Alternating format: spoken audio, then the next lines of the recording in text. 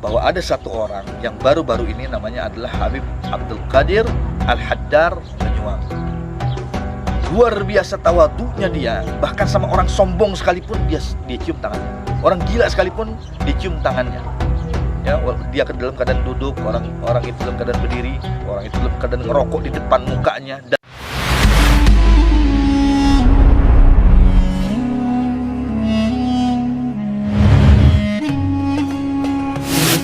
Zamanuna Channel.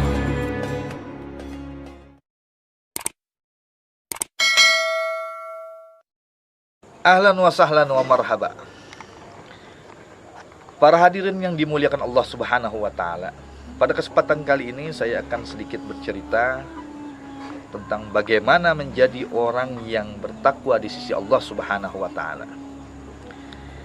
Sebagaimana Allah Subhanahu wa taala mengatakan di dalam Al-Qur'anul Karim, A'udzubillahi minasyaitonir rajim. Bismillahirrahmanirrahim. Ala inna awliya Allahu la khaufun 'alaihim wa la hum yahzanun. Alladzina amanu wa kanu yattaqun.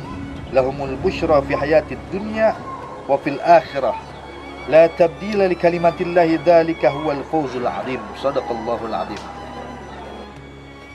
Allah Subhanahu wa taala ketika mencintai seorang hambanya, maka derajat hamba tersebut akan diangkat oleh Allah Subhanahu wa taala setinggi-tingginya, dan Allah berikan dua kemuliaan, yaitu Allah hapuskan ketakutan dari dirinya.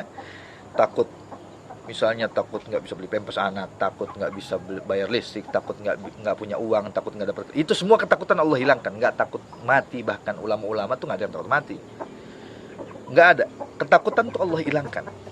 Yang kedua, Allah hilangkan juga rasa gundah gulana. La khaufun 'alaihim wa la hum yahzanun. Allah hilangkan rasa gundah gulana, sumpah, stres, putus asa dan lain sebagainya. Ya, yang penting bahagia. Kalau kita tanya orang, pilih mana, kaya tidak bahagia atau sederhana tapi bahagia? Intinya yang dicari adalah bahagia di dalam hidup kita. Oke. Orang tersebut akan Allah tinggalkan rasa bahagia. Nikmat toh, punya rasa bahagia. Nah, tapi syaratnya alladzina amanu wa kanu yattaqun. Jadi syaratnya adalah harus bertakwa, bukan hanya sekedar beriman. Kalau orang yang beriman itu rata-rata mayoritas umat muslim beriman karena meyakini Allah Subhanahu wa taala dan meyakini Nabi Muhammad sebagai rasulnya, meyakini Al-Qur'an sebagai kitabnya dan lain sebagainya. Tapi keimanan, hanya keimanan saja yang dibawa itu masih kurang cukup. Harus menjadi orang yang bertakwa di sisi Allah Subhanahu wa taala. Contoh kalau bicara iman ini, banyak di antara kita yang ngaku orang Islam, beriman kepada Allah Subhanahu wa taala, meyakini Allah Subhanahu wa taala, tapi mereka masih mengerjakan maksiat. Contohnya kita kalau ketemu orang Islam yang suka mabuk-mabuk di pinggir jalan, coba aja tanya, siapa Tuhanmu? Pasti dia bakal jawab, Allah Tuhanku. Siapa nabimu? Pasti dia bakal jawab, Nabi Muhammad nabiku. Pasti kita yang dibilang bodoh sama mereka. Tapi yang jadi pertanyaan, kenapa mereka masih mengerjakan maksiat kepada Allah Subhanahu wa taala? Karena mereka masih belum menginjak kategori orang-orang yang bertakwa di sisi Allah Subhanahu wa taala. Karena dia orang Islam, tapi kenapa masih berani melakukan maksiat? Maka mereka belum tersentuh sedikit pun ke dalam kategori ketakwaan kepada Allah. Nah, salah satunya untuk menjadi orang takwa, dari beberapa syarat untuk menjadi orang yang bertakwa, takwa ini simpelnya seperti ini: mengerjakan segala perintah Allah dan menjauhi segala larangan-larangan Allah. Tapi untuk mengerjakan segala perintah Allah dan menjauhi segala larangan Allah, harus ada amaliyah-amaliyah yang kita latih di dalam diri kita. Dari 6 yang Imam Ghazali katakan di dalam kitabnya, salah satunya selain sabar, tawakal, ikhlas, ada namanya tawadu. Nah, tawadu ini adalah merendah diri di hadapan semua makhluk Allah Subhanahu wa taala. Kalau kita merendah diri di hadapan Allah itu adalah kewajiban, tapi kita harus dituntut untuk bagaimana caranya merendah diri bahkan di semua makhluknya Allah. Jangan pernah merasa lebih tinggi dari siapapun. Karena ketika kita merasa lebih pintar dari seseorang, lebih tinggi derajatnya dari seseorang, lebih merasa lebih mulia, lebih merasa lebih soleh, lebih merasa lebih baik, ketemu preman ngerasa langsung, wah ente ahli neraka, itu menjustis seperti itu nggak boleh. Ya, berarti merasa dia yang ahli surga. Karena perbuatan seperti itu akan menimbulkan sedikitnya saja mithqala dzarratin minal kibriya. Nah, mithqala dzarratin minal kibriya ini adalah setitik daripada sombong. Sedangkan ini adalah perkara yang sangat ditakuti oleh ulama-ulama. Ulama paling takut bukan dengan maksiat yang lain kecuali dengan kibir. Kibir, sombong ini dikatakan oleh Rasulullah SAW dalam hadisnya, innal kibriya min jubbatillah faman labisaha faqad waqa'a maq'adahu finnar. Sesungguhnya sombong adalah jubahnya Allah Subhanahu wa taala. Barang siapa yang coba memakai jubahnya Allah yang satu ini, maka dia telah menyiapkan tempat duduknya di neraka.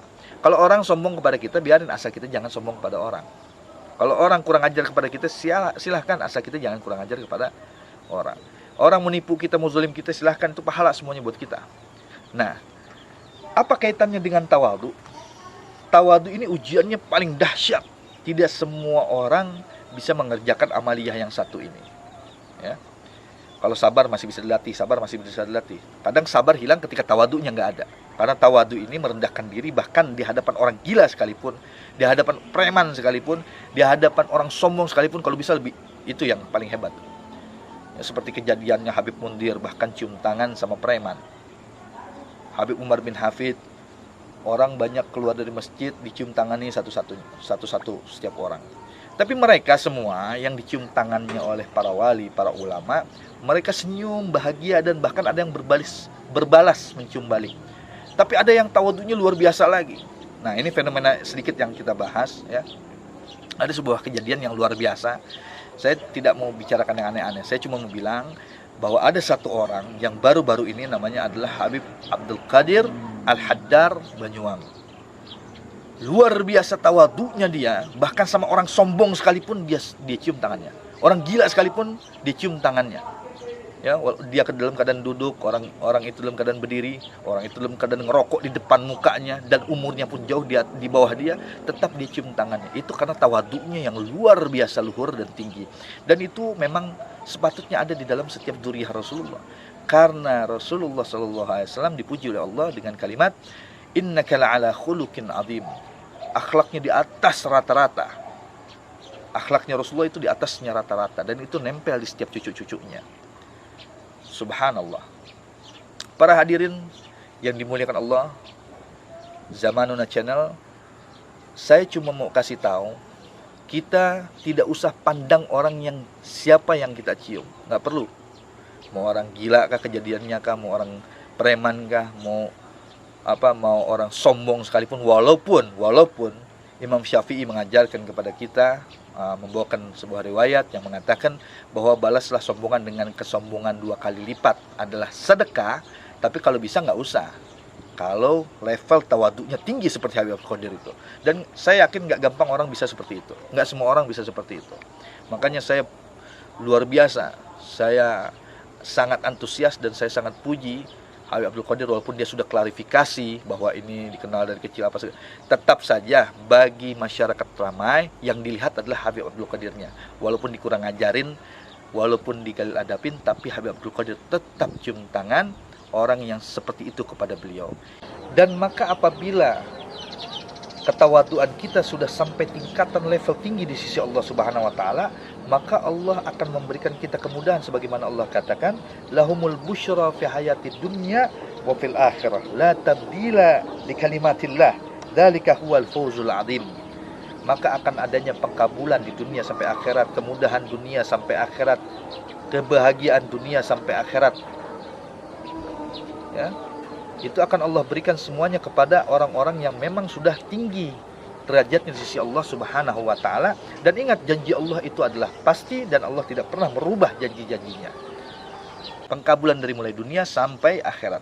Dan kita nggak usah mempersoalkan masalah-masalah yang jadi kontroversi, nggak usah. Cukup kita bilang bahwa di sini kita alhamdulillah mendapati sosok ulama habaib yang sepuh, yang ternyata adab dan budi luhurnya itu tinggi.